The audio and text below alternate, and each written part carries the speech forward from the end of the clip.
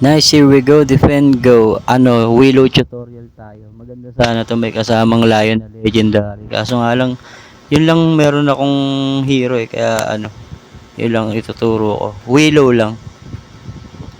Merge ka lang ng merge. Dapat kahit maka 1 star lang. Okay na siya.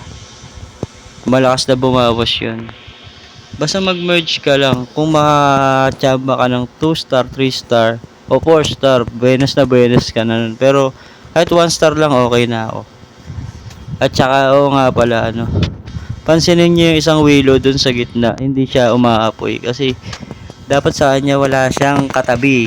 Kung may katabi siya, mahina siya bumawas. Kaya dapat wala siyang katabi. Pero hinahayaan ko lang may katabi siya ngayon kasi tawag doon, nagpo-fuse pa ako eh.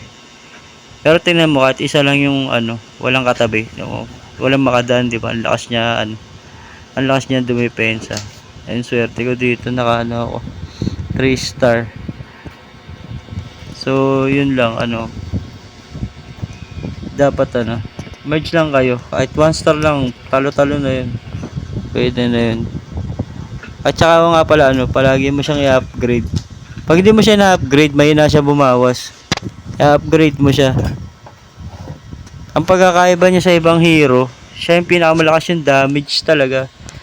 Kung kung ikukumpara mo ang damage niya sa ibang hero, kung max yung upgrade, siya pa rin talaga yung pinakamalakas bumawas talaga.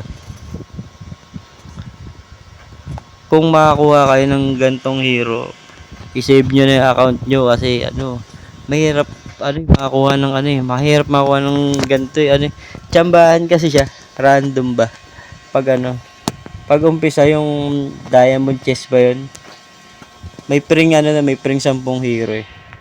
Kaso nga lang hindi lahat nakakakuha ng willow. Kung makakuha ka, napakaswerte mo. So yun lang, panoorin nyo na lang hanggang matapos yung video. Sana makatulong to. Salamat.